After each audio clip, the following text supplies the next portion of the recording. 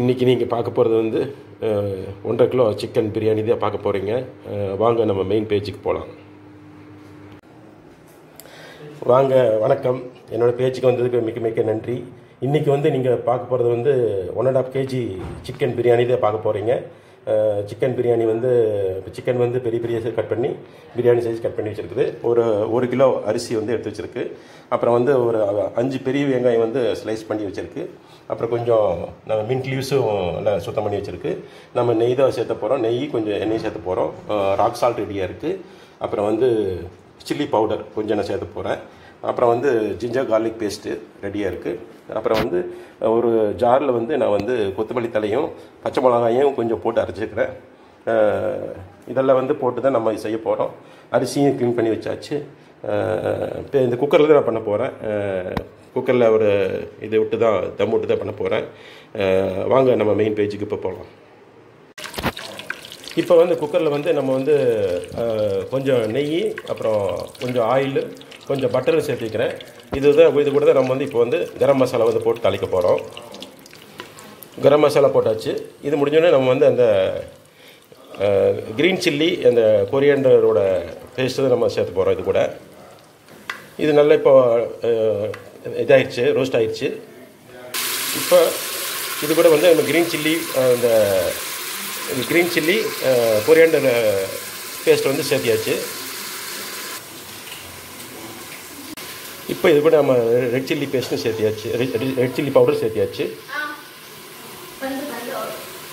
இது நல்லா கொஞ்சம் அந்த தண்ணி வத்துற வரைக்கும் நம்ம வந்து வேக வைக்க போகிறோம். ட்ரை ரோஸ்ட் மாதிரி பண்ண போகிறோம். இப்போ எண்ணெயில் வந்து நல்லா ஆல்மோஸ்ட் ட்ரை ரோஸ்ட் ஆகிடுச்சு. இப்போ தான் நம்ம வெங்காயம் சேர்த்தோணும். இது கூட இப்போ வெங்காயம் நல்லா கிளறி விட்டாச்சு. அது கூட கொஞ்சம் ராக் சால்ட் பாதியை சேர்த்திக்கிறேன். பாதி வந்து கடைசியில் நம்ம சேர்த்திக்கலாம்.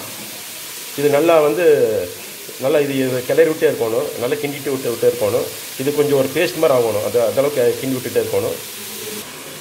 இப்போ உப்பு சேர்த்ததுனால வெங்காயம் நல்லா சுண்டி நல்லா ரோஸ்ட் ஆகிருக்குது. இன்னும் கொஞ்சம் ரோஸ்ட் பண்ணலாம். இப்போ இந்தளவுக்கு ரோஸ்ட் ஆனதுன்னா இப்போ நான் ஜிஞ்சர் கார்லிக் பேஸ்ட்டும் சேர்த்து போகிறேன். இப்போ ஜிஞ்சர் கார்லிக் பேஸ்ட் சேர்த்தியாச்சு. இது வந்து இன்னும் திருப்பி நம்ம வந்து நல்லா குழம்பு மாதிரி நல்லா ரோஸ்ட் பண்ணிகிட்டே இருக்கணும், கிண்டி விட்டுகிட்டே இருக்கணும்.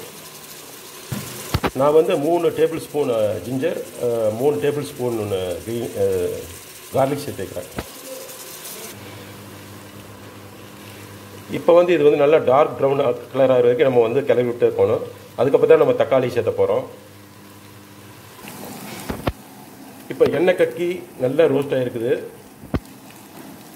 இப்போ வந்து நம்ம வந்து இது கூட டொமேட்டோ சேர்த்தலாம். நான் வந்து டொமேட்டோ சேர்த்துறதுக்கு முன்னால் கொஞ்சம் தண்ணி ஹாட் வாட்டர் விட்டு அது நல்லா வந்து இப்போ கலக்கி விட்டுக்கிறேன். இந்த ஸ்டேஜில் தான் வந்து நம்ம வந்து என்ன பண்ணணும்னா, தக்காளி சேர்த்துறதுக்கு முன்னாலேயே வந்து ஒரு 2-3 டைம் கொஞ்சம் தண்ணி ஊற்றி கீழே வந்து ப்ரௌனிஷ் கலர் வரும். அதைய இது கூட சேர்த்துனோம்னா ரோஸ்ட், அது ரோஸ்ட்னு சொல்லுவாங்க. அதையை ரோஸ்ட் பண்ணோம்னா தான் அது பிரியாணி வந்து நல்லா சோயாகவும் இருக்கும். அதனால் வந்து அதை வந்து ஒரு 3 டைம் நான் பண்ணலான்னு இருக்கிறேன். இப்போ நம்ம தக்காளி சேர்த்திட்டோம். நல்லா கிளறி விட்டு இதுவும் வந்து நல்லா கிண்டி விட்டே இருக்கணும். தக்காளி வந்து நல்லா பேஸ்ட் மாதிரி ஆகிடணும். அந்தளவுக்கு கிளறி விடணும். இப்போ தக்காளி போட்டு இப்போ ஒரு டைம் கிண்டி விட்டுட்டு இப்போ நான் அது கூட வந்து அந்த கரம் மசாலா கொஞ்சம் சேர்த்திக்கிறேன். தக்காளி நல்லா ரோஸ்ட் ஆனதுன்னு இப்போ புதினா தலை சேர்த்திக்கிறேன்.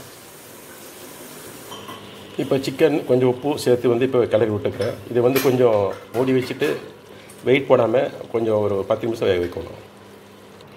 இப்போ வந்து சிக்கன் வந்து நம்ம வெயிட் போடாமல் வந்து 10 நிமிஷம் வேக வச்சாச்சு. ஓரளவுக்கு வந்துருக்கு. இப்போ வந்து 1:2 ரேஷியோ வாட்டர் வந்து விட்டுருக்கு. ஆனால் வந்து நான் வந்து 4 கப்புக்கு வந்து 7 கப் தான் விட்டுக்கிறேன். ஏன்னா வந்து சிக்கன்லேருந்து வந்த அந்த தண்ணி சேர்த்து கணக்கு போட்டு நான் வந்து இப்போ 4 கப்புக்கு 7 கப்புக்கு தான் தண்ணி வந்து நான் விட்டுருக்கேன்.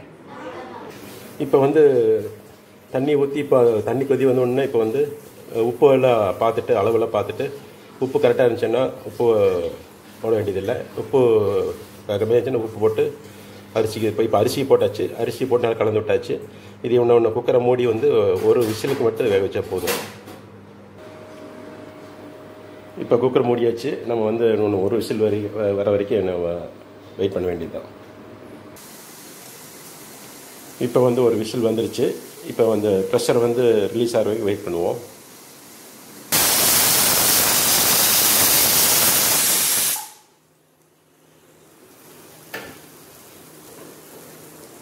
இப்போ அந்த ஒரு விசில் போய் ப்ரெஷர் போனதுன்னு பார்த்தா இப்போ பிரியாணி வந்து நல்லா வெந்திருக்கு. நல்லா ஒரு அந்த கன்சிஸ்டன்சி ரொம்ப நல்லா இருக்குது. இதை கிளறி விட்டு பார்க்கலாம்.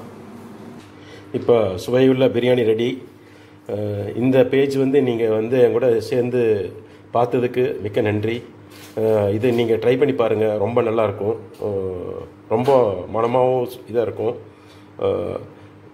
இந்த என்னோடய சேனல் வந்து சப்ஸ்கிரைப் பண்ணுங்கள், எனக்கு சப்போர்ட் பண்ணுங்கள், லைக் பண்ணுங்கள், ஃப்ரெண்ட்ஸு கூட ஷேர் பண்ணுங்கள்.